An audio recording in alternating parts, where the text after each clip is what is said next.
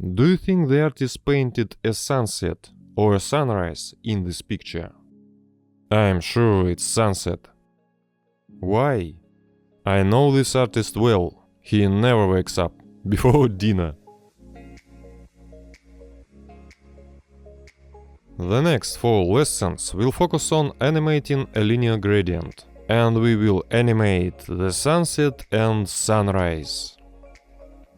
And at the same time, we will study the relationship between the position of the sun and the moon with the settings of the gradient that will illuminate the background of the picture. And if it's quite simple, we will program sunrise, day, sunset and night. So let's get started.